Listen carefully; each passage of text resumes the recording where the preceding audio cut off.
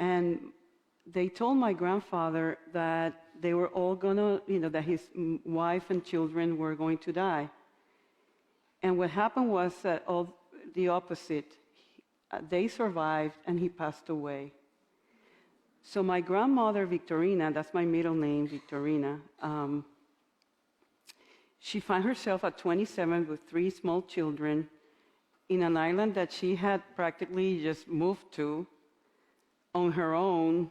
She had a brother that was helping in the business, but she was devastated to the point that she had to go back to Spain and go to see her mom. Her mom was like a spiritual matriarch of the family, a woman of faith and strength, and she had to go home and be with her mom. But as you know, in those days, it would take a whole month to make it to Spain. And she was planning on doing that for a couple of months and then come back when the Civil War broke out in Spain. So my father and her sister, I believe that the oldest one had stayed. They were there for 5 years. And my father was exposed to the horrors of war at such an early age. Hunger and everything that you go through in a war.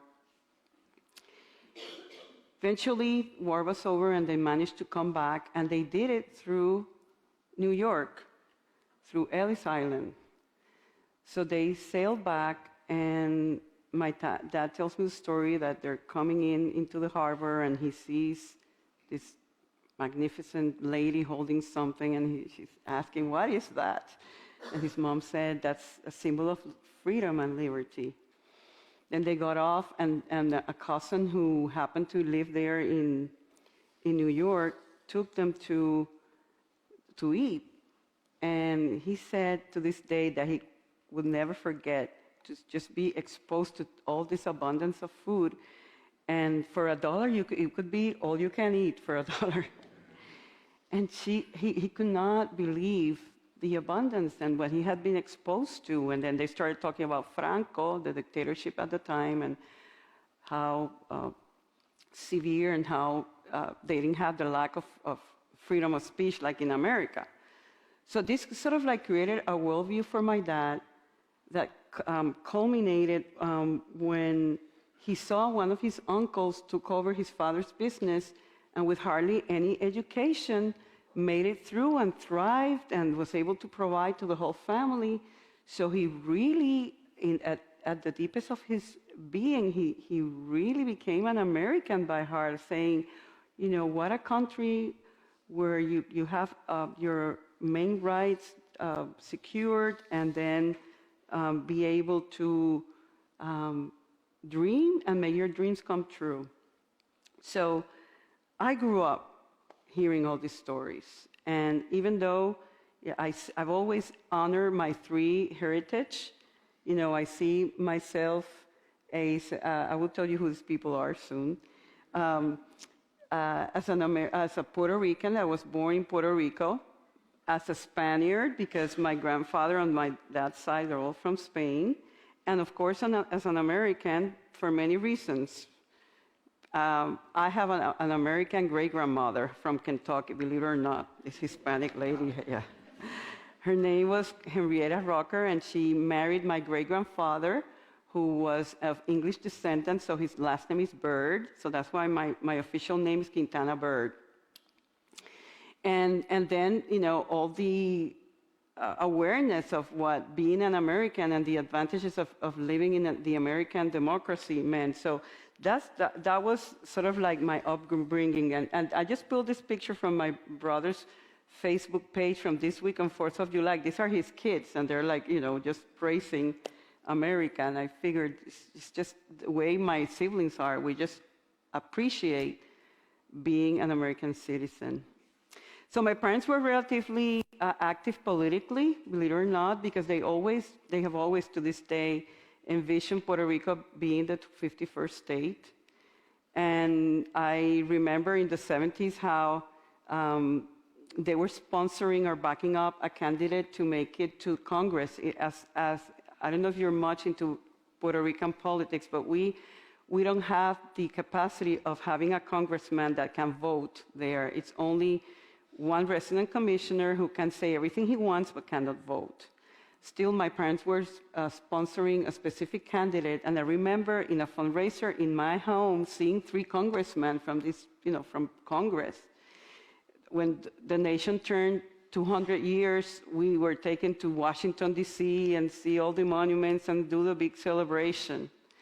I was also exposed to the fear of communism growing up. I was in an elementary Catholic school, and I remember my parents one day said, "We're pulling you out of there. These nuns have become communists." And we were, whoa. But as I grew up and was exposed more and more to a higher education, I realized that, yeah, it's definitely a great system, but it's not perfect either. And it's not that America has been flawless or innocent throughout life, but I could still see the core essence of what the country is. And something that has really resonated with me, especially in my own spiritual evolution, is the idea of freedom of religion. And I really see the Bill of Rights as part of the U.S. Constitution. The very first amendment talks about the freedom of religion, press, speech, and so on. But if you notice, the very first one that it's mentioned is the freedom of religion, right?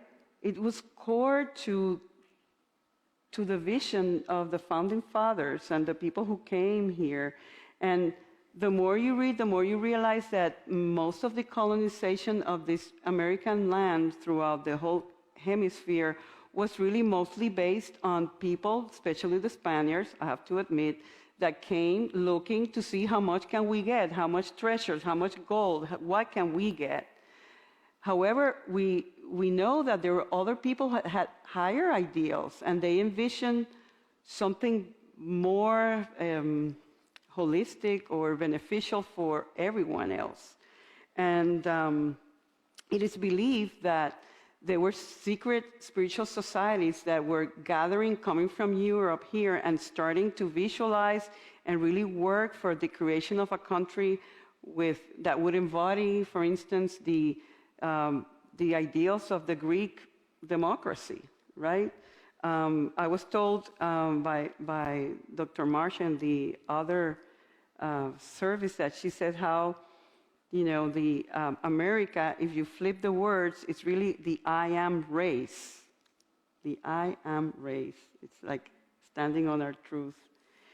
So I really see that these were enlightened ideals from enlightened leaders that the world was so ready for something new, something that would be in more alignment with our core nature as human beings, because there are spiritual needs that as human beings we do have and that need to be honored. And I found this amazing quote. Don't tell me where from, because after I couldn't get it, but trust me, it's good. It says, "Man is greater than the animal, not in strength of body, not in sureness, not in the power of his senses, nor even in skill and patience. Man is superior because he contains within himself the faculties and powers by which he can perceive his true place in the divine order of life. His power lies in his dreams and his visions and ideals. If these intangibles are left uncultivated, man is at best but a superior kind of beast, subject to all the ills and vicissitudes of an enlightened creation." Isn't that a really great quote? So we could never be free to dream and to develop our spiritual natures and our souls if we were constricted by a particular system or religion. It's like the way I see it, and you're going to laugh at this next slide, it's like trying to stretch in a straitjacket, right? You could still do it with a lot of resistance. And I really feel that that's how our souls are. Our souls really want to get back home, to acknowledge its divine nature. And everything in life is triggered for that growth internally. Even when we don't even acknowledge or see it, it's the soul looking to find its creator, its essence. So religion, it's not that we need religion to grow spiritually, but yeah, religion deals with spiritual matters and with human existence and with worldviews. So it's almost like if our souls need to evolve and we are all in different stages in our evolution, then we definitely need to be exposed or to have the options of other religions, other ways, right? Not to be imposed. So many of us are familiar with the work of Maslow and the developmental psychologists that put a lot of emphasis on human evolution, like spiral dynamics and stuff like that. But I would like to narrow that down to the evolution of the soul. And I found this amazing chart by a hypnotherapist that some of you might know, Michael Newton, which he sort of like classified. I don't know how true this is, but it just resonates with me. Different levels of soul. So as infant souls, we learn about choices having to do with survival and maybe reproduction and maybe more essential. Baby souls, we have to do more with moral codes and ethics. Young souls, it has to do more with achieving things in the world. Mature souls maybe concentrate more on relationships.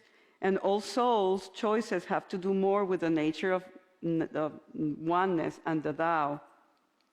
So an infant soul would therefore not understand necessarily the choices of an older soul because it hasn't gone through anything like that. But the older soul can be more understanding about, somebody else having to deal with certain things that you already went through and can understand and be more compassionate.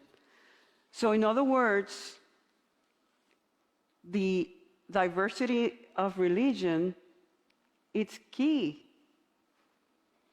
That's why I really resonate with the Baha'i people.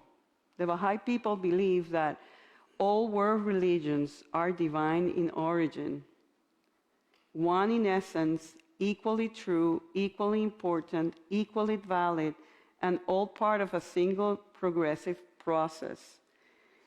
They see, listen to this, God, through his messengers, has adapted his one religion to meet all needs of each age in which it has been revealed. So the major religions are like many chapters of one book. If a chapter were missing, the book would be incomplete. So you see, it's like we need that menu of selections, okay? And it's even, when we, like a French philosopher from the Enlightenment, Voltaire, he was analyzing in his days, the 1700s, about what was happening in England, and he talked about the correlation of religious tolerance with peace. And he says it was really important understanding why England at that time was more prosperous in comparison to other European countries who were less tolerant. Isn't that fascinating? So the religious tolerance and freedom is not a universal right. There was a study done in 2009 that states that nearly 70% of world population are countries that have severe, heavy restrictions on freedom of religion. 70%. And I was thinking, really? And then I thought back to 3 years ago. I went to see my family in Spain, and I was talking to a friend that I have there too, and they were telling me, no, here in Spain, whether you go to private or public school, you have to take religion, and it has to be Catholicism. And then you can have philosophy or ethics, but that's the choice. And the Constitution says that there's separation of state and church, but in practical terms, it's Catholicism what you need to just be exposed to in your education. But we know not here, right? Not here, thank God. And I like to quote President Obama recently. He says, "This is America, and our commitment to religious freedom must be unshakable. The principle that people of all faiths are welcome in this country and that they will not be treated differently by their government is essential to who we are." This is us. Yeah. I feel that I'm doing a political speech. But I just love the idea of freedom in every aspect. When my twins, boy and girl, were 2, 3 months old, we were back in Puerto Rico, and I had this Unity friend of mine who came to visit. And she says, I would like to give a blessing to your babies. I said, sure. And it was like an informal thing. And we all gather in one circle, place the babies in front. And I remember she said, every person, please, what are you holding for these babies? And I remember in my heart, to this day, I remember thinking, freedom to be. Freedom to be in every aspect of their lives. So many of us who have found unity as a spiritual path, we must acknowledge that we are really driven by truth. We want to know what is really truthful. Not about what we're told, but what we know it's universally true. It's Kay Lily in one of the Marriage 101 classes, when she would do presentations to the couples who are not unity, she would say, in unity we are rebels. And that works, meaning, we don't settle for established religion. We go beyond. We need to inquire. We need to grow. We need to seek. And I feel that that's really the biggest thing that I so appreciate about unity. I could even be exposed to other religions or other, authors or whatever, but I'd like to come back to the core principles that I know are truthful. And it's beautiful to see how in our new Spanish ministry, people are coming over and coming from traditional religion. Many of them are telling me, can I have a session with you? And I know that they need to, because it's so new. I was reviewing some statistics. It's like still 40% of all Catholics in the world are in Latin America. And it's like 70% of the population in Latin America are Catholic. So that's their worldview, and some of them come here. I have even had from other religious groups, and they're like, I can see that they're finding something precious. And immediately I say to them, you don't have to put down your religion. Your religion is beautiful, and honor it, and there must be beautiful things that are precious for you to keep. But this might be the place where you can go deeper and allow your soul to fly. It's like Marianne Williamson this week in a podcast about 4th of July, she was saying about America, she was saying, and I'm going to quote her, she said, self-actualization is possible in America. And in America, human beings have the capacity to spread their wings. And I see that unity, that's what unity is. It's our capacity to spread our wings. It doesn't matter in the system that we are at. I really believe that unity would have never developed, this is my personal opinion, in another country but America, right? It had to be fertile ground for a new vision to be born. And it's not that the Fillmores discovered something out like in a vacuum. There were certain things that were happening, like Newsom was explaining last Sunday about the transcendentalist movement, this Thoreau and Emerson really understanding that there's more and everything is inside, it's beyond established religion.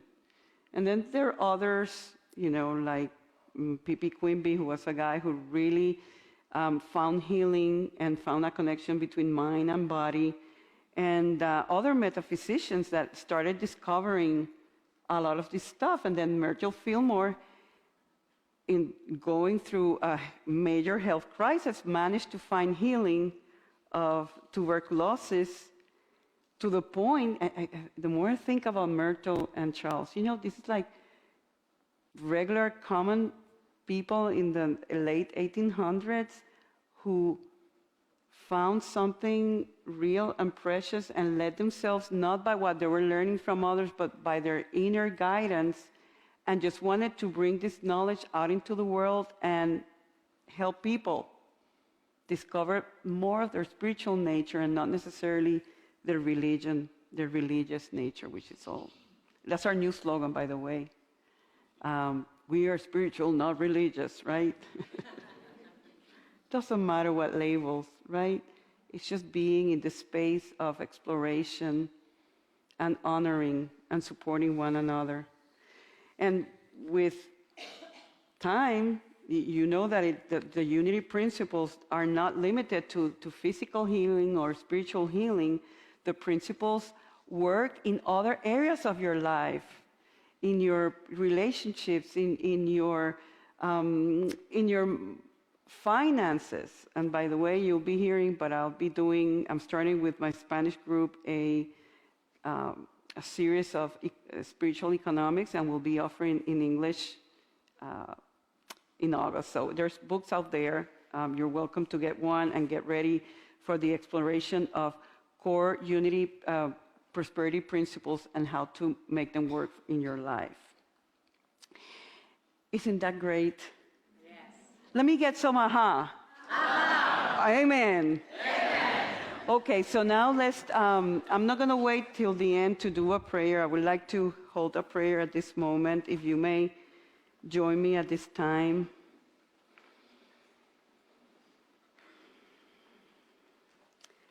And I'm going to ask you to please come to your heart and the heart of appreciation for everything in your life, and especially for this country.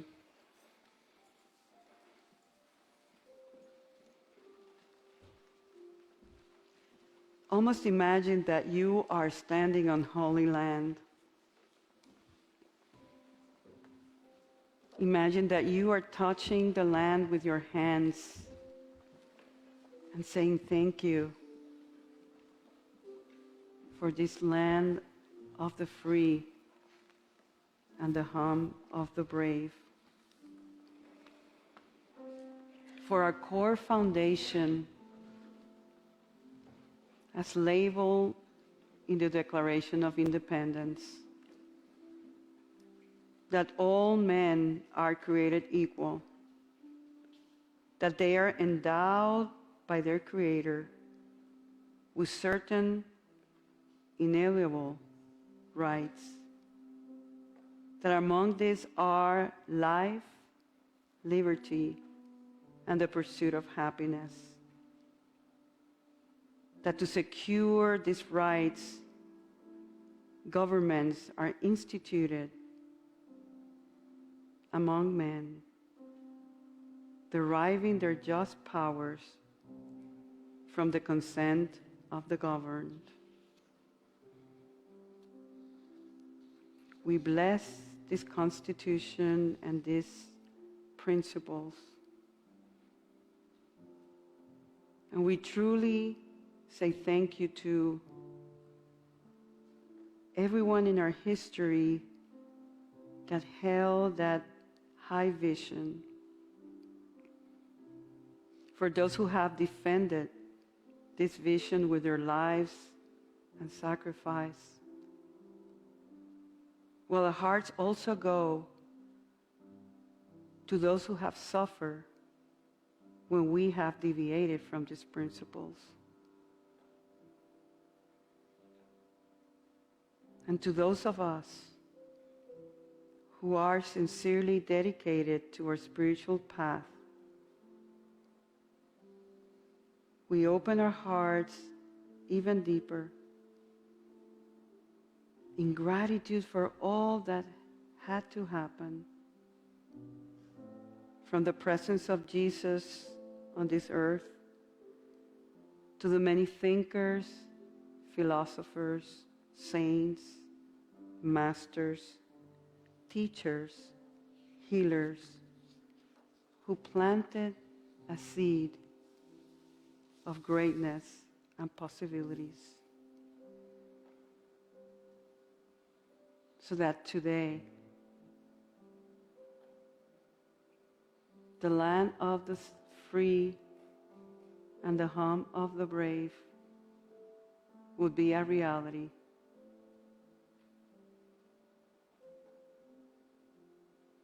It just shows how loved we are, the perfection of everything, and divine order at its best.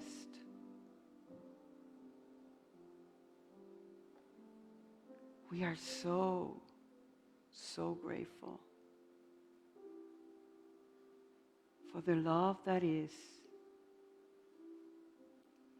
for the love, the freedom, and the happiness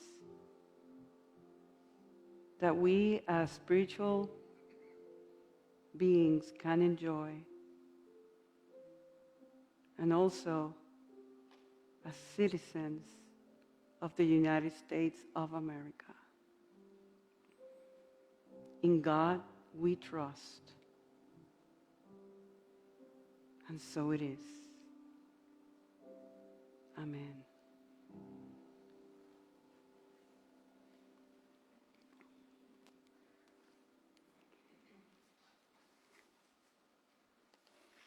When we gather here at the end of the service, I'm going to share something more private. And we hold hands.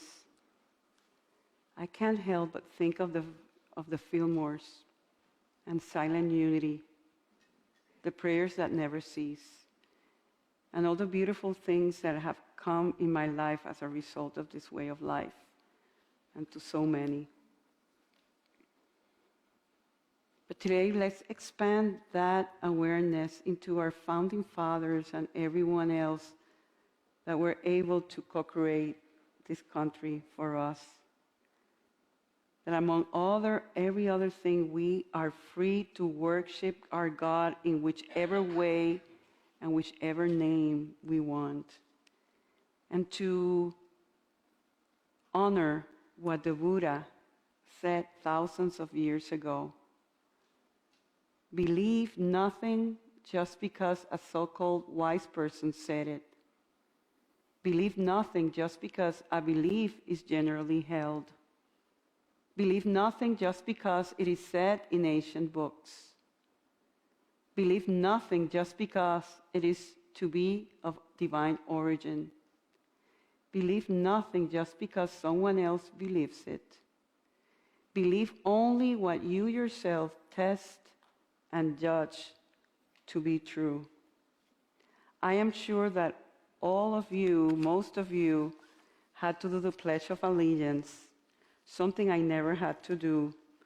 But I would like to almost end my lesson today by doing that Pledge of Allegiance. So you may join me if you want. I pledge allegiance to the flag of the United States of America and to the republic for which it stands, one nation, under God, indivisible, with liberty and justice for all. And I just can't help but think of my dad as a little boy looking at that Statue of Liberty, like so many others, hoping for the best, giving themselves an opportunity to dream, to be free, and to express their divine nature in every single way. And as she stood there and she still stands today, this is her inscription. Say it with me together. Your huddled masses yearning to breathe free, the wretched refuse of your teeming shore, send this, the homeless, tempted thoughts to me. I lift my land beside the golden door.